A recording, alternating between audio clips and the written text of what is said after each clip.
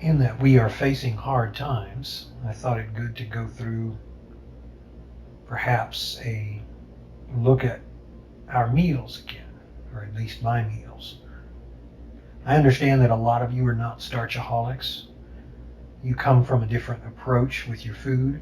I, for one, could never join you in many of your eating endeavors because I will never get rid of my starches, and that's just the way it is. And so, whether you choose to join me or not, you can follow along here and look at what I consider to be more ideal OMAD meals. Now, a lot of people ask me, why are you a starchaholic? What are the big advantages? What do you think? Why is it so good? And I think it's more me than anything else. I think it's more in tune with my metabolism and with my mind, with the way I think.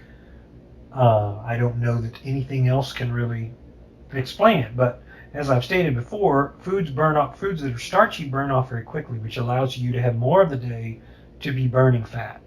So if you are losing weight on OMAD right now, you don't have to think about the fact that you have oils and heavy things that are in your stomach, like meats, that take longer. So these are examples of vegan meals that are starchaholic, starchitarian. So that's what I consider to be the most ideal diet for the most people. Obviously, you have to decide for yourself. So we're going to start with what was my staple food for last week. This is nothing special. This is just pinto beans cooked for 2.5 hours, and the last half of those 2 hours, I quartered some red Idaho russets and put them in there, and then some Monterey large mushrooms, and let them cook really thoroughly, and then added salt and spices to the beans, which was just Cajun and sausage spice to help give it flavor.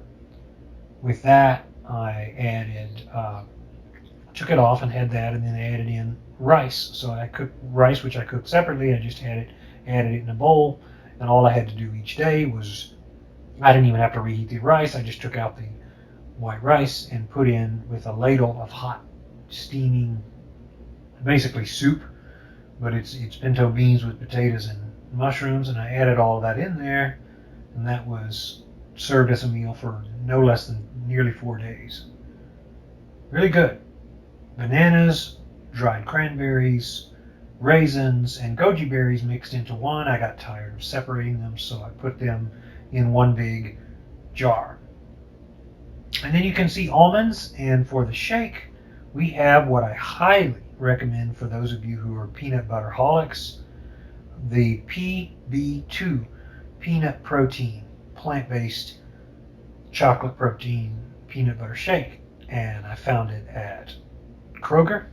It's available at any or a lot of areas of your nutrition store. You don't even have to, or you can order it on Amazon or online, but I just went and picked it up and gave it a try, and I was very pleasantly surprised.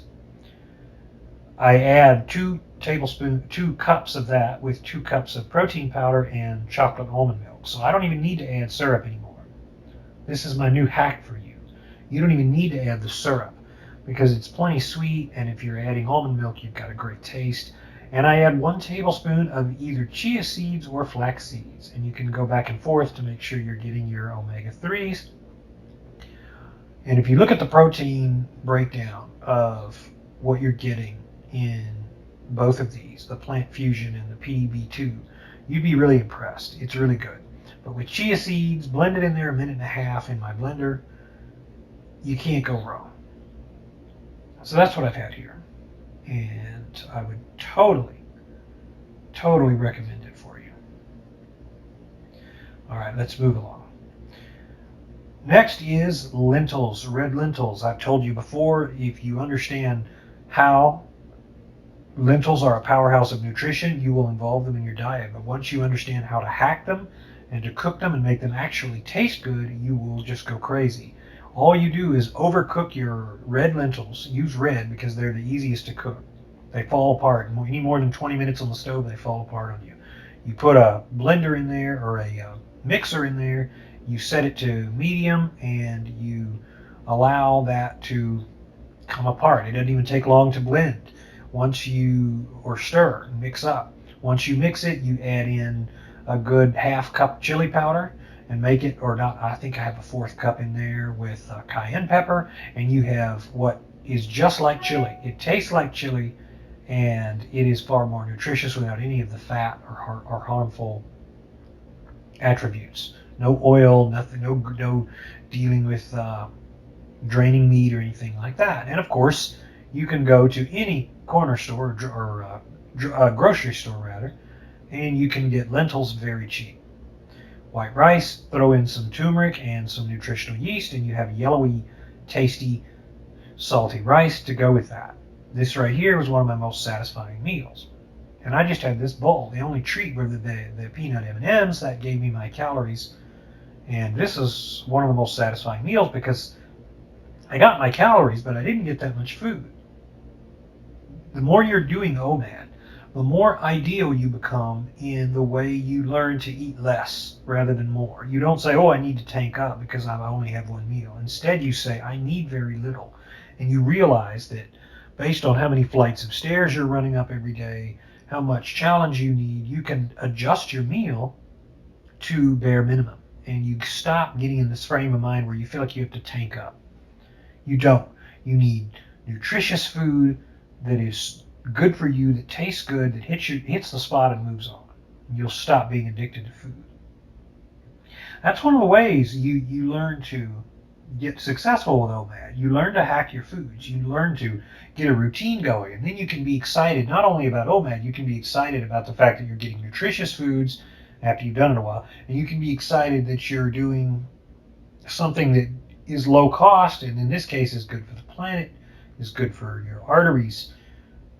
As Caldwell Esselstyn says, anything that has a face you should not eat. Well, any plant-based food will float that, whether you agree with Esselstyn or not. But this is, again, these are examples of healthy meals. All right, let's move along to black beans with, what did I put on these? I think it was just pretty much black beans with salt and pepper and pico de gallo. I threw in some Fritos in there and some, I think that was it. I think that's all I did here. And then rice with salt and pepper. Nothing special, but sometimes those are the best meals. Black beans and Spanish rice. And I made this Spanish rice with what you can get at Walmart, Spanish rice seasoning. You just measure off I think a tablespoon, and you put it in with your rice, and it will make nice, basic, earthy tasting rice. I have homemade hot sauce there. I don't even remember how I made it. I just boiled some peppers and cut them up and blended them, added some salt, pepper, and nutritional yeast to give it a meaty taste. And I had sauce that lasted me at least maybe a week before I had to throw out what was left of it. More rice with zucchini squash made on the top rack of the steamer rack in the rice cooker. Banana, blackberries, and for the smoothie there, I have just clementine oranges. I think 4 of them.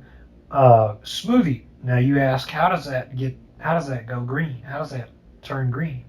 Because I added super greens, which is something I do recommend to you if you're one of these people like me who doesn't like greens, who doesn't like rhubarb and Brussels sprouts and asparagus and all of these different things. You don't need any of that. You can get all the nutrition with super greens. You just put 2 teaspoons in whatever fruit smoothie you have, or in anything you want the taste of fruit in, and it tastes very nice. It doesn't taste at all nasty.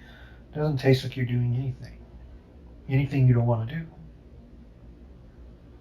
Here we go. We have navy beans, which are kind of the original, I don't know, all-American bean. Is that fair to say? Mixed in with rice. And I think I have some kind of seasoning in there. I think I just salt and pepper pretty much. They're their own seasoning. And then potatoes, potato chunks, potato wedges with lots of ketchup. That's how I like my potatoes, if I do boiled potatoes like I did here. Dried cranberries and raisins and gojis, nothing special. But again, sometimes it's not about special, it's about practical. And then we have mock meat sausage and more navy beans with Monterey large mushrooms. They're just easy to boil in there. I just throw them in there and let them boil for 20 minutes. Even if I use canned, which I didn't hear, but if I use canned navy beans, I just rinse them and then I reboil them. Because I've always found that if you boil them 20 more minutes, they taste even better. And they don't taste like they've been in a can. Add in some cheap Target mock meat sausage. I don't even remember the brand. You know, people criticize mock meats. Let me tell you this: as a way to save on, to help the environment, and I'm not huge. I'm not some hippie, but as a way to pay $1 more and get something that's almost as good as a regular sausage, I really didn't even notice the difference in this case. I think it's some kind of mock sausage, but it was actually good. I thought it was actually good. Doesn't matter anyway. I had the 2 bananas and I was back to work. So that does it for this edition of Healthy Starch OMAD Meals. Tune in next time when we will at some point continue our look at ways that you can optimize your life with foods that will actually contribute to softer, wider arteries, lower cholesterol, lower blood pressure, and of course it will be much easier on your budget.